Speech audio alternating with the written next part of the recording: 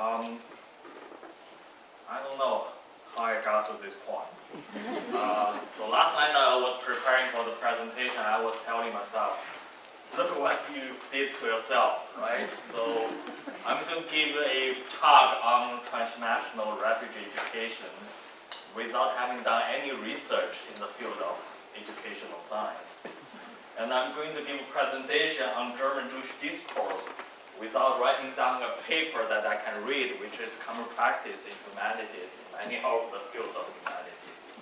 And here I see my colleagues from School of Education, my colleagues from German, my colleagues from Jewish Studies, European and German Studies, my former advisees, and my current students. Gosh, that's crazy.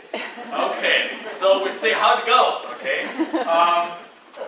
This is my favorite image or picture I found on the internet that best describe what was going on at that time in Shanghai for the German Jewish refugees. You can see this is in China because it's in Chinese characters. And this is an international city. That's why the building has an English name. And here you see this is an advertisement written in German because most of the refugees are from German-speaking countries. And here you see the Hebrew is for kosher food, it's kosher restaurant. But the kosher restaurant was overseen by Rabbi Ashkenazi, but Rabbi Ashkenazi is actually the Russian rabbi living in Shanghai at that time. So, before I talk about history, I would like to give you two modern-day reference points. First of all, from 2015 to 2016, in specific end of 2016, more than 1 million asylum seekers and refugees arrived in Germany, which put a lot of pressure, but also intrigued a lot of discussion in the public discourse in Germany that is still grappling with the past of Third Reich, Nazi regime, and Holocaust. And also, 1 million asylum seekers and refugees put a lot of pressure on that country's educational sectors. Of course, on the federal level, the state level, the city level, local level, German government has tried its best to provide services and support to refugees in terms of education. At the federal level, state level, and also at many universities, colleges, there are designated contact person for refugees. Okay, so refugees could reach out to them, express their wish, their need in terms of getting education, regardless of what level. Okay. But still, there's a lot of challenges to refugee education, broadly speaking, in Germany. One of the barriers that we could easily consider is language barriers. We don't need to talk too much about that. But also has to do with the supporting framework, such as refugees were considered, I would say, have been considered as international students at German universities. But because German policy and German laws, international students had to pass certain language exam to be able to enroll to university courses. Even there are many, many courses, even degree programs are designed to be delivered in English. Those refugees still have to pass German placement tests. This is just one example for that. So basically what I would like to do today is I go back to the history and talk about German Jewish refugee education in China during World War II as a very specific, as a very unique case, and try to present what we could learn from the history that could somehow provide advice, insights to today's situation or challenges. Now I'm going to direct your gaze from the history to the present day. In the city of Shanghai in China, if you go today, you will see a building like this used to be a synagogue that is serving today as Shanghai Jewish Refugee Museum. Many people have visited the museum, including Prime Minister Netanyahu from Israel, and to its prominent visitors, Michael Blumenthal, U.S. Secretary of Treasury under President Jimmy Carter. He himself was a Jewish refugee, lived in Shanghai during World War II. So, I didn't mean to give you a history class about Holocaust, about Nazi persecution. So I will just use some information that speaks to most of educators in this room. We all know, right? In 1933, Hitler became the Führer. But we have also keep in mind the anti-Jewish persecution at the beginning, especially in the years between 1933 and 1938. Okay? Well, basically put in the way that it all came through laws, policies. So to give you some example, April 1933 law for the restoration of professional civil service. That sounds very harmless. Actually, according to this law, all Jewish people must be fired from any public sector's civil services. So Jewish people may not serve as university professors, teachers, people working in city library, state library, museum directors, museum curators, musicians. So any sectors, any institution that were paid, if I use this language, taxpayers' money, they would be fired. And then, in the same month, there's a law against overcrowding in public schools. You will be too naive if you think that this is a law that try to create the best teacher and student ratio. Okay, so any public school that is designated to be having issues with overcrowding, they are mandated to expel Jewish students from the school. So that was the situation at that time. So starting 1933 to 1938, more than 300,000 Jewish people left Germany. So in 1938, 32 countries sent a delegation to meet in France, Avian Conference. You might feel like this name is somehow familiar, Avian. If you go to any airport, you will be able to buy Avian water. Okay. So at that conference, all the countries expressed their sympathy to Jewish refugees, but at the same time, all countries but one said, we can no longer take in any Jewish refugee anymore. We decided to close the doors, including UK, including the United States. The only one country that says we could probably still take in some refugees is Dominican Republic. Starting 1938, especially November 8th, 9th, 1938, is so-called the Crystal Night. So the anti-Jewish persecution became public, became violent. Jewish people got killed on the street, Jewish stores got burned down, Jewish synagogue got burned down. Also the same year, Nazi regime created concentration camps.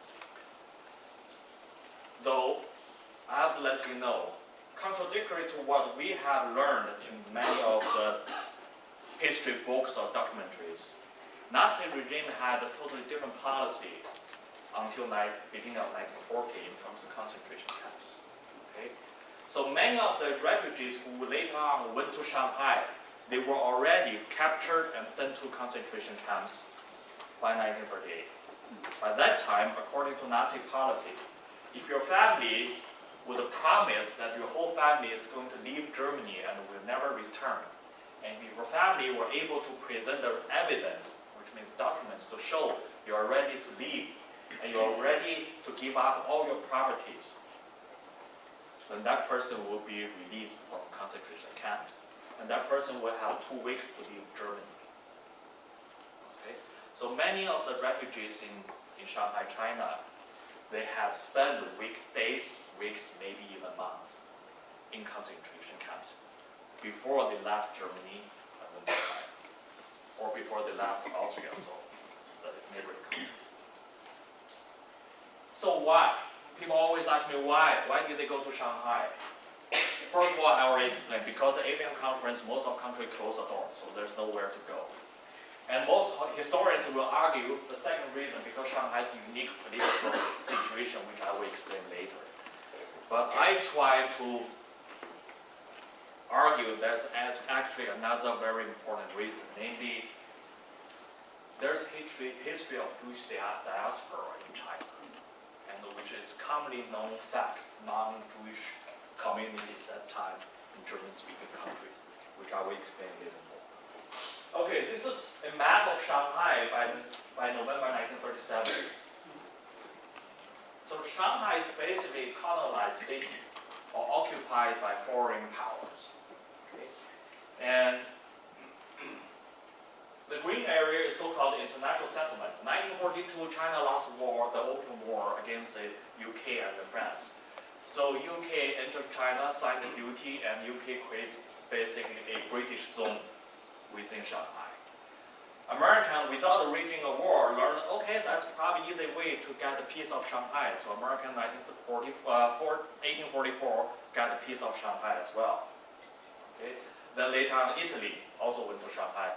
So they created kind of a small piece of their own so-called extraterritorial zone, which means people and entities within the zone, they didn't have to obey Chinese laws. Okay? And then also in around the 1850, French people also got a huge chunk of Shanghai. It's called French concession. 1932, Japanese attacked the Chinese military in Shanghai and occupied the two areas, the two industrial areas. So before the European Jewish refugees went to Shanghai, Shanghai looked like this. Okay. Some people believe, still today in some newspapers you probably read, saying, okay, the Jewish refugees went to Shanghai because they didn't need a passport, which is not true. Okay? The reality is they did need passport and visa to show to the Nazi so they can get basically released from Germany. Okay? But in Shanghai, nobody would control that passport. Okay? Why? Because the Japanese didn't want to do passport control, because the Japanese are afraid of, if we do passport control, the American, the French, and the Britain, they will do passport control. Then it will be hard for Japanese to come to China. Okay? And same way, the Americans and French people and Britain were thinking, okay, if we start the passport control, our people might have trouble coming to China. So they had a kind of a silent collaboration. Let's just don't do passport control. Okay? That's the reason.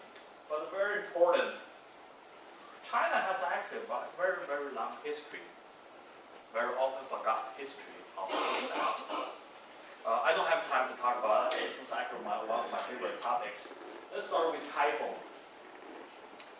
The Jewish community in Kaifeng, we actually, until today, we don't know for sure when they came to China.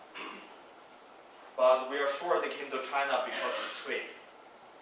Even probably because of the Silk Trade. That probably can date back to the 2nd century. Okay?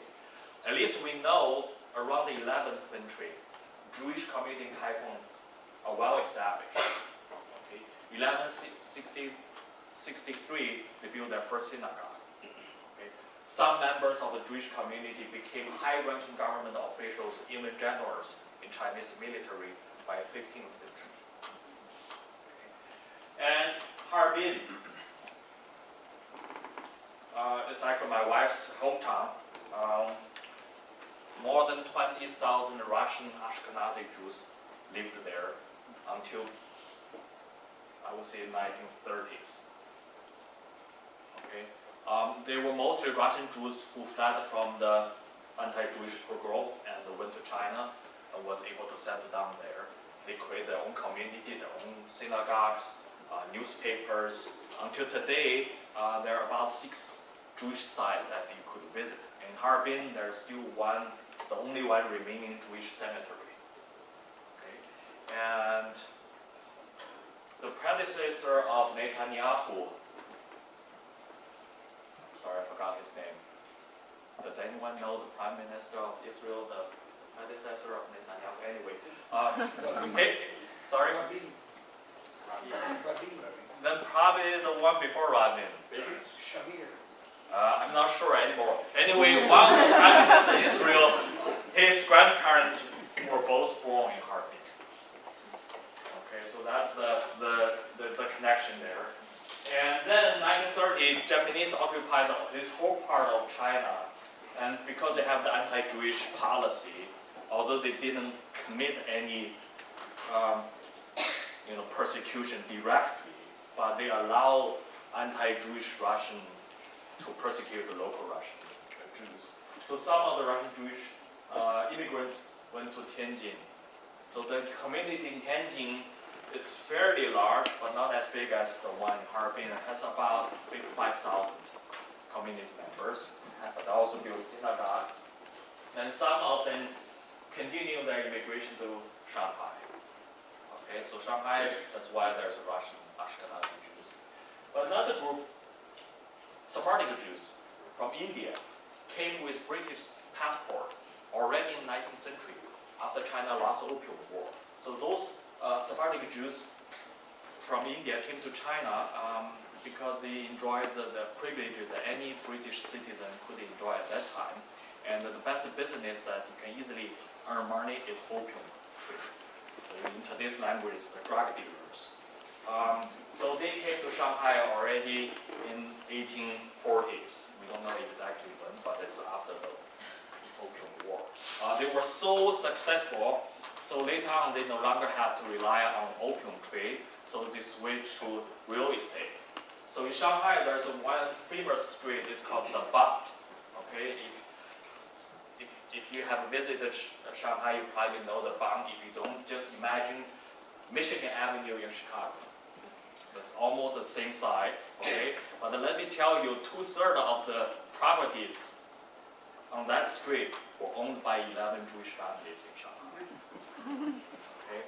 So, but of course, the Sephardic Jews were also playing a very significant role in supporting German-speaking Jewish refugees when they came to Shanghai.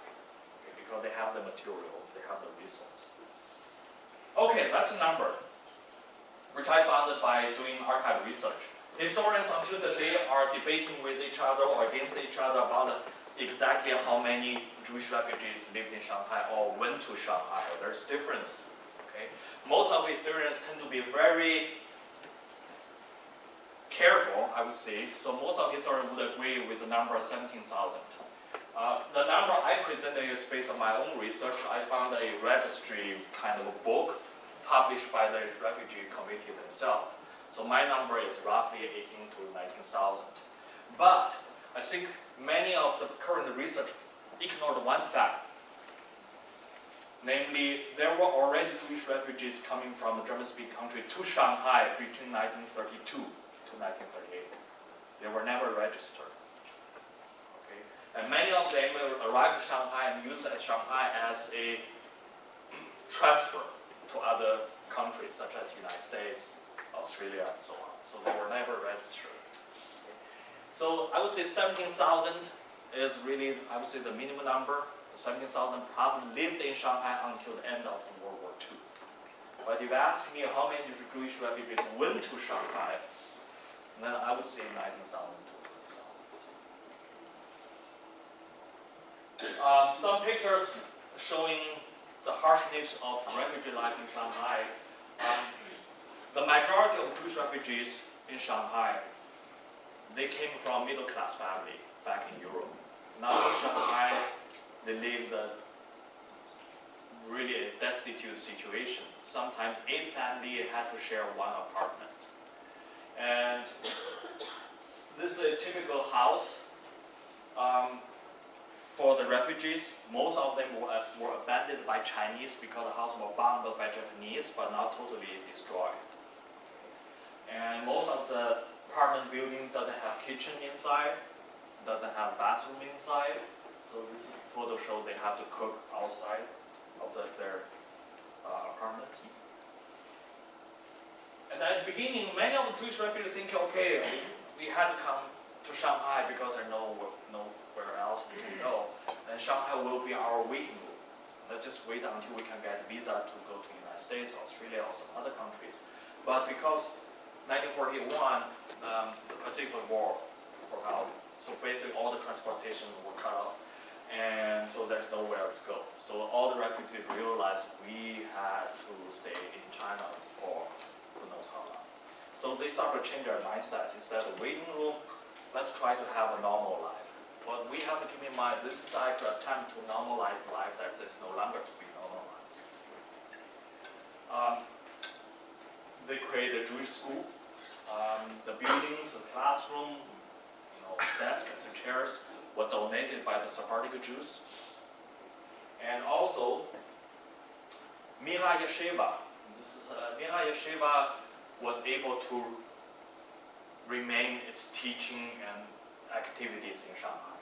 To those who are not familiar with yeshiva, this is, if I explain that in a plain term, this is basically school for future rabbis. So they got the training, they will become rabbi in the future. Weija Yeshiva, originally from Lithuania, was rescued basically by going to China. This is probably one of the only yeshiva that was not destroyed by Nazi during World War II. So they start to have regular teaching activities in Shanghai. Now, I go back to the main idea of my presentation now, after presenting all this historical background. My research actually has nothing to do with education, although I teach graduate courses on international education, but mostly based on leadership and administration and my 20-year experience. My research is actually about German and Yiddish writings by the refugees about themselves and about China. So basically, what did they write about China and themselves in China? Because I feel like the way how they portray themselves and how they portray China is different from non-Jewish authors at that time. And also because they have everyday contact with Chinese culture, Chinese reality. Okay? So during my research in the last 8 years, I came across with this article published in a newspaper in Shanghai, but it's published in English because Shanghai is an international city. Many major newspapers were published in English. So I found this story. It's called The Lucky Fisherman, Ningbo Man's Dream. It's about the dream of a fisherman. Okay. It looks at the beginning it's like a Chinese fairy tale. But when I dig deeper to do textual analysis, because I was trained as a literature scholar, I felt like this is not a Chinese fairy tale. This is a blended story, okay, where you can see ancient Greek tradition, Chinese saga, Jewish legend, okay, everything. So it's so fascinating. I wrote a paper and also already published about this. But what strikes me most is the person who wrote this article, Weija Li. Then I started to, in the last 8 years, mostly in the last 4 years, I spent all my time to collect all the remaining copy of newspapers published by Jewish newspapers, Jewish refugees in Shanghai. So I was able to find 16 different German newspapers, 3 Yiddish newspapers, and 1 English newspaper, all published by refugees for refugees, as I mentioned. So I found a report.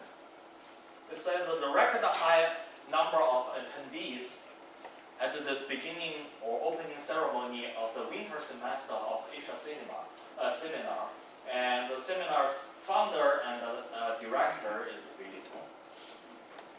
Okay, so here you see the direction. Someone who is fascinated by Chinese culture and trying to combine Chinese culture, European tradition, Jewish culture together in a story, who is also the founder and the director of an Asia seminar, although I didn't know at that time what is Asia seminar.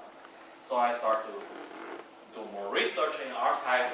Fortunately, I found the course catalog of Asia seminar. Okay, this is a copy of the course catalog, and it tells you what courses are offered. This is again, this is directed by Weija Li. Okay, course catalog, Asia seminar, Volkshochschule, People's University. And there you have a logo, and then the list of lectures. I was lucky enough to find tons of material about Weija Li because Weija Li was a student, if I use today's language, majoring in Chinese studies in Berlin, at Berlin University. Okay? And so he was really Zionist minded. So after he left China in 1946, he went to Israel after he died, her daughter donated all his Willie Tong's manuscript and collections to Leo Back Institute in New York City. So a Chinese guy came to the United States, went to New York, find the collection by a German Chinese scholar. Okay, so it's meant to be, I think. So here, Willie Tong wrote, the Asian seminar is grounded on the concept of German Volkshochschule, literally translated as People's University. You might recall Volkswagen, people's car. Well, Hitler told every German family, if you I forgot the example, turn in like 40 German marks every month, and in 5 years, each family will get a people's car. That's where this term Volkswagen came from. Of course, the first Volkswagen was produced after World War II, because Hitler used all the money for tanks or airplanes. Okay. And then he wrote, this is a very modern way of constructing a new educational institution. You start with a mission statement. Okay, even during a refugee exile in China. So he literally wrote this I just quoted from him. Okay, the dissemination of Asiatic language, knowledge and the modern sciences. Here you see a clear differentiation between area studies, okay, Asian knowledge, and modern sciences, okay, which also speaks to the European conception about Asian as the old ancient cultural realm, okay, which could easily be translated into humanities and the European modern science, okay. But he's trying to put this together, and promotion of international collaboration and universal understanding about different nations. You have to keep in mind that around this time, okay, for many Germans, when they see nations, they mean at the first place is about cultures. Okay. So collaboration, international collaboration and universal understanding among different nations. This is almost what we do at Global Higher Education Program. Right? And preservation of Jewish cultural heritage and tradition. So he's trying to do a lot of things with one institution. Okay? Dissemination of knowledge, okay? But also international collaboration and mutual understanding, but also maintain the Jewish heritage during exile in East Asia. Now, the German concept Volkshochschule, actually interesting. This year is actually the 100 years anniversary for many German Volkshochschule. Many German Volkshochschule were created around 1919, right after World War I. Okay? Because people realized at the time we need to really focus on the continuing education, especially continuing education for adults who probably don't have a college degree. Why? Because World War I was a catastrophe for this country. Okay? But of course, different political organizations, different religious organizations have different interpretation about what did World War I mean to us. But one thing they could agree with is we need a better continuing education. Okay? And a better continuing education may take the country out of the crisis situation, may prevent any further catastrophe happening in the society. Okay. So that's the concept of Volkshochschule. In today's language, it's almost like a community college I'm talking about here in North American context. It's almost like community college that is offering non-degree programs consisting mostly evening classes or courses. So, pop-up quiz. This is the logo of Willie Tong's Asia Seminar, the Volkshochschule, the People's University in Shanghai. And his idea, or I say, he's trying to have an international collaboration, understanding of different cultures. Okay. What can you see from that logo?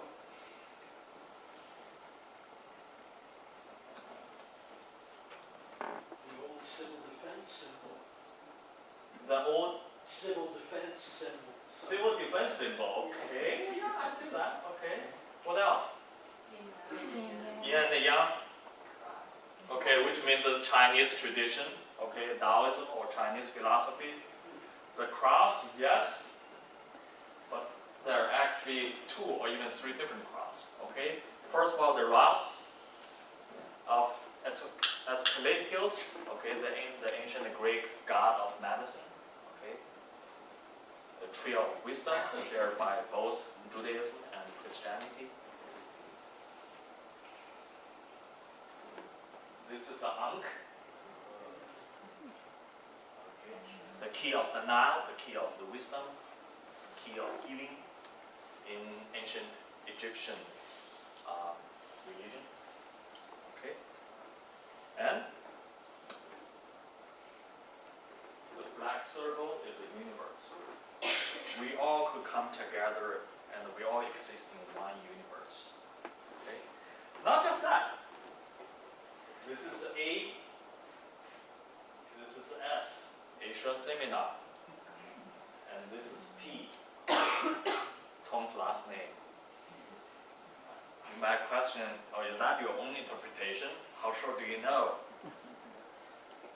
I found Weija Li's handwritten notes in the archive, which is on the back of packaging paper for cigarettes. Okay, so he dropped down his initial idea for the Asia Seminar logo in Shanghai at that time. Some facts or some information about the Asia Seminar. Asia Seminar has two different types of course offering. One is language courses, Chinese, Japanese, Asian languages, French, English, later on they add Spanish and Russian. This is, if we use today's language, this is a class roster, okay, and this is a student ID, okay. Weija Li did charge course fee, but very minimum. In the archive, I found a letter written by Jewish Refugee Relief Committee to Weija Li, asking him to waive certain students' tuition or fee because those students are dealing with significant economic issues. And No Yiddish, I see. yeah, that's the Yiddish. No. I tried to translate some of the course titles so you can get a sense about what it's offering. So if you again use today's language, there's humanities, social science, STEM. Right? So it covers almost everything. And all these are called lectures in its original meaning. This lecture is like a one-time lecture, someone's giving a lecture. Some lecture has 3 meetings throughout the whole semester. Some lecture has only 1 meeting. It's one-time lecture. It's unlike today we have, a lecture you have to go there on a weekly basis or, even twice a week. But some lecture, like Weija Li gave a lecture, it's called the History of Jews in China, that was very popular. He had to give 3 times per semester.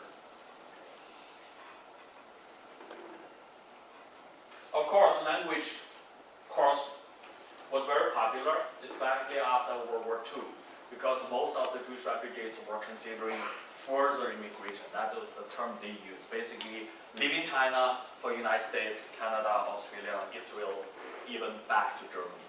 Okay, but for those who decide to further immigration to English-speaking countries, English became popular. And also, the majority of the Jewish refugees decide to go to the United States. That's why Weija Li the Asia Seminar offering lectures purely about American culture, American society, about history of Jews in the United States, how to understand the American economic system, etc., etc. So to get ready for the further immigration. So 4.8% of Shanghai Jewish refugees attend Asia Seminar. You might think, that's not a lot. Unless you compare with today's number. Right? So why? And what we can learn? I think we should start with goals and motivation of refugee education. Why? Okay, why do we provide refugee education? Is that for obtaining knowledge and skills for career advancement? Or is that for preparing for the future? As immigrants staying in the hosting country or as returnees to their own country? Or is this for mostly sustaining the intellectual pursuits? I don't know. I might even question all the 3 reasons. at least in the Shanghai case, based on what refugees wrote about their experience with Asia cinema, I can come up with these three reasons. Although on the surface, it's mostly building a sense of community. Many refugees wrote in their memoir or even some newspaper articles report very brief about it. It was very nice to get together in the evening to listen to some lecture that has nothing to do with the reality. You have to think about, okay, in the daytime you have to worry about how to get enough bread or money to sustain your existence in China. That is still during the wartime. But in the evening you're sitting in a lecture hall, listen to a lecture about history of Jews in China or about chemistry. Okay? So this is a sense of community because all the courses, all the lectures were delivered in German. And all attendees are German refugees. It's mostly getting together at the evenings. Okay? And the second layer is providing distraction. Distraction from the brutal reality, from anxiety, from the life as refugees in China during wartime. I think in the core, it sustains self-dignity. That means regardless the harshness of the life, I was still able to pursue education, knowledge, the sense of a community. Okay? Especially this is true for all the instructors. You have to think about all the instructors. They were either intellectuals, school teachers, university professors, journalists. In Shanghai, they were not able to do their work. So going to classrooms, share their knowledge, may be the only way to sustain the self-dignity. Okay? I can still contribute to the community with my knowledge, with my experience. So based on that, I would like to suggest a roadmap to transnational refugee education. We started from the coping strategies, okay? And we have to move away from the deficit model that we always consider refugees are those who need help, and we, from the hosting country, we are those who are going to provide help or deliver certain resources and so on. We probably have to think about what refugees could contribute to themselves, what they could bring in that we cannot offer to that community. Okay. We have to keep in mind that getting education for refugees is not primarily for career advancement. Okay. Now, hosting countries' education framework. I would argue sometimes less is more. I'm not saying that hosting countries should not provide support or resources to refugee education, but we have to think about whenever we try to create a systematic refugee education, we start with creating a supporting framework, including policies, laws, resources, and so on. But we have to keep in mind to what extent the newly created supporting framework is based on the existing framework that the country has already created, that was never meant to be serving refugees. It was never designed for serving refugees. So from certain aspect, I would say less is more. Just in today's example, based on my conversation with some German friends and also refugees in Germany, they always complain about why do I have to pass the German language exam? That's a framework, right? Even the courses, even the degree program I'm trying to pursue is delivered in English. So this is a perfect example about less is more. Okay. And then refugees' educational tradition. We should never ignore that every refugee, regardless from what country, from what cultural background, they bring in their own cultural and the national traditional educational tradition. Okay. And that means they have their own mindset, their own perception of the education, probably also their own standard and measurement of education. In terms of the Shanghai Jewish refugees, Volkshochschule, this is a German concept. Okay? But if you look at worldwide, all Jewish communities, especially all the Jewish diaspora community, they always pay much attention to education. That's their tradition. Because in the century of anti-Semitism in European countries, many Jewish diaspora community have learned that their personal belongings, properties, their achievement could be stripped away anytime. The only thing they could bring with themselves is knowledge. So that's why Jewish diaspora community always pay attention to education. This is just an example. So we have always think about what kind of cultural and national tradition in terms of education do refugees bring to the hosting country? And how can we utilize and capitalize on those traditions? Last, refugee education, no-brainer, should be future focused. But we have to think about whose future we're talking about. Are we mostly concerning about the shortage on labor market? That's why we are trying to train refugees to become future neighbors? Or are we really to create kind of bridges? Okay. Because refugee education on the surface, we're basically building a bridge, a spatial bridge. Okay, that's why we call it transnational refugee education. But its essence is actually building a bridge, a temporal bridge, a bridge between past and future. When I say past, we have to think about the past of the refugees. Okay, the future of the refugees.